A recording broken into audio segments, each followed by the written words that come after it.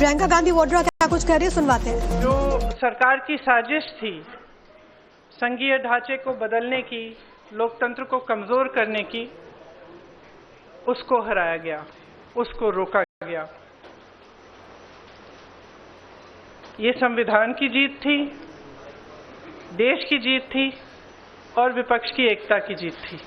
और वो साफ साफ सत्ता पक्ष के नेताओं के चेहरों पर दिख रही थी, आप सबने भी देखा होगा। देखिए, गृह मंत्री जी और प्रधानमंत्री जी का भाषण सुन रही थी।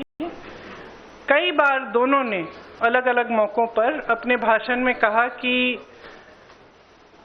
आप लोग अगर इसके साथ सहमत नहीं होंगे तो आप कभी यहां नहीं बैठ सकते, आप कभी सत्ता में नहीं आ सकते, आप कभी जीत नहीं सकते। और इससे बहुत साफ हो गया कि इनकी मंशा क्या थी। हम सब थोड़ा चौंके हुए थे कि अचानक ये सत्र बुलाया जा रहा है, विधानसभा चल रहे हैं 2 प्रदेशों में, अभी अचानक बुलाया जा रहा है, बड़ी जल्दबाजी की जा रही है। किसी को मालूम नहीं था एक दिन पहले तक कि क्या आने वाला है, मसौदे में क्या होगा। मसौदा सार्वजनिक करते हैं सिर्फ एक दिन पहले ताकि हमें समय भी नहीं मिलता। तो हम सब सोच रहे थे कि ये सब क्या हो रहा है और क्यों हो रहा है। मेरे ख्याल से पूरी साजिश जो रची गई षड्यंत्र की तरह कि किसी न किसी तरह से हमें सत्ता में रहना है। अगर अभी नहीं किया जाएगा तो 2029 तक जो ये करना चाह रहे हैं परसीमन, 2011 के जनगणना के आधार पर वो नहीं खत्म हो पाएगा। तो ये सब करने के लिए एक तरह से प्लान बनाने के लिए कि परमानेंटली हम सत्ता में कैसे रह सकते हैं और कैसे करें, महिलाओं का इस्तेमाल करके, महिलाओं के नाम पर हम आरक्षण लें। अगर ये लोग सहमत होंगे, पारित हो जाएगा तो एक तरफ हम ये कर लेंगे, दूसरी तरफ से हमें सारी स्वतंत्रता मिल जाएगी कि काट-पीट भी करिए सीटों में, किसी तरह से भी आप परसीमन करा दीजिए। 2011 के जनगणना के आधार पर होगा तो जाति जनगणना का भी कोई उनको रिकॉग्निशन नहीं लेना पड़ेगा। तो ये साफ है कि उन्होंने सोचा चलो पारित हो जाएगा तो जीत, पारित नहीं होगा तो हम हर नेता के सामने बाकी पार्टियों को महिला विरोधी कहकर महिलाओं के मसीहा बन जाएंगे। तो आप महिला हैं, हम जानती हैं कि महिलाओं का मसीहा बनना इतना आसान नहीं है, करके दिखाना पड़ता है। एक इतिहास है, कांग्रेस पार्टी का एक इतिहास है, विपक्षी दलों का एक इतिहास है, भाजपा का इतिहास है महिलाओं के संदर्भ में। और वो इतिहास बहुत स्पष्ट है। आपके खड़े होने से सदन में उसका विपरीत कहने से कोई फर्क नहीं पड़ता। महिलाएं देख रही हैं, उन्नाव को देखा, हाथरस को देखा, ओलंपिक की खिलाड़ियों को देखा, यहीं दिल्ली में सड़क पर बैठी थी, किसने पूछा उनको? मणिपुर में महिलाओं को देखा, किसने पूछा? और आज आप संसद में खड़े होकर कह रहे हैं हम मसीहा बनना चाहते हैं महिलाओं के। तो ये बहुत स्पष्ट है कि ये महिला आरक्षण बिल की बात नहीं थी, ये परसीमन की बात थी।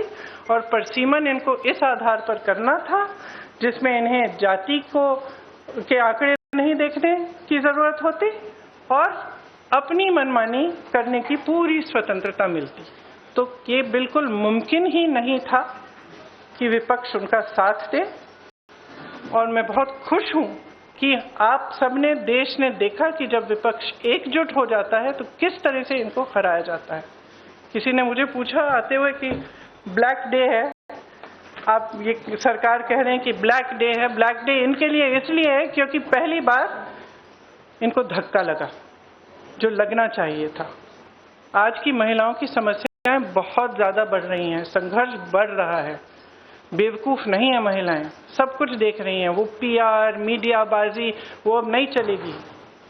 कुछ ठोस करना है तो आप 2023 में जो सर्वसहमति से जो विधेयक पास हुआ था, पारित हुआ था, सारे दलों ने उसका समर्थन किया था, उसको लाइए। उसमें अगर कुछ एकाध संशोधन करना है छोटा, ताकि वो अभी लागू हो सकता है, करिए और उसको अभी लागू करिए। महिलाओं को हक दीजिए, अभी दीजिए, लेकिन उसको आप घुमाकर और दूसरी चीजों के साथ उसको अटैच करके आप गुमराह करने की कोशिश मत करिए। सीधी सी बात है, इसको अभी करिए, हम सब तैयार हैं। अब आप पूछिए। मेरा सवाल आपसे ये है,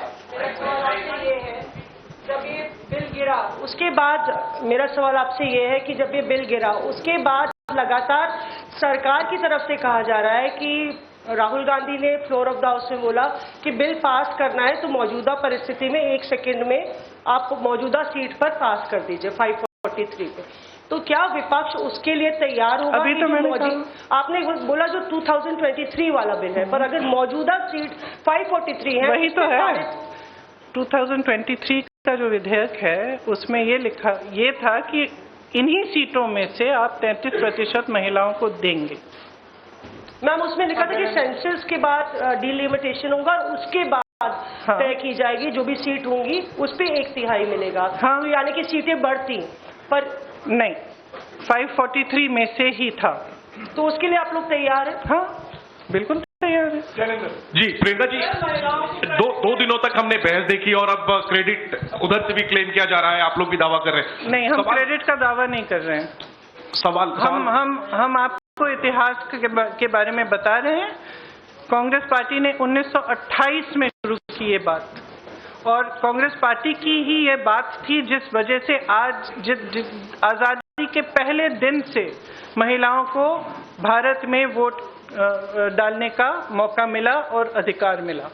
तो मैम सवाल ये था कि बीजेपी और एनडीए पूरे देश में अभियान चलाने जा रही है। आपने देखा कि कल शाम को प्रदर्शन हुए, देश भर में प्रदर्शन हमने देखा बीजेपी की तरफ से, और ये दिखाने की कोशिश है कि महिला विरोधी है कांग्रेस और इंडिया अलायंस। इसकी काट में आप लोगों की तरफ से क्या कोई अभियान चलाया जाएगा? क्या रणनीति होगी कांग्रेस की और इंडिया अलायंस की इसकी काट के लिए? जो बात आप कह रही है वो देश के आम लोगों तक कैसे ले जाएंगे? देखिए, जैसे मैंने कहा, देश की जनता जो है उसमें बहुत ही ज्यादा विवेक है। अगर इनको अभियान करना है पूरे देश भर में, खुलकर करें। लेकिन आज देश उस परिस्थिति में नहीं है जो 12 साल पहले था, और शायद कभी कभी ये होता है कि जब सत्ता बढ़ जाती है लोग सच्चाई नहीं बताते हैं नेताओं को। तो इस पूरे ये जो पूरा पिछले 2-3 दिनों में हुआ, इससे कुछ हद तक ये भी दिख रहा है कि ये समझ नहीं पा रहे हैं कि आज भारत बदल गया है। भारत की जनता देख रही है, समझ रही है कि मीडियाबाजी, पीआर बाजी, ये बड़े बड़े अभियान, इतना सारा पैसा डाला जाता है इसमें, ये चल नहीं रहा है। ये अब चल नहीं रहा है।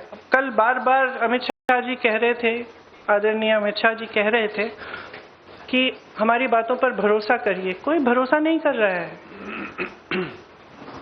असली पॉइंट तो ये है कि जनता का भरोसा उठ रहा है। तो आप जब कुछ कह रहे हैं तो उसको फेस वैल्यू पे जनता आज नहीं दे रही है। प्रियंका जी,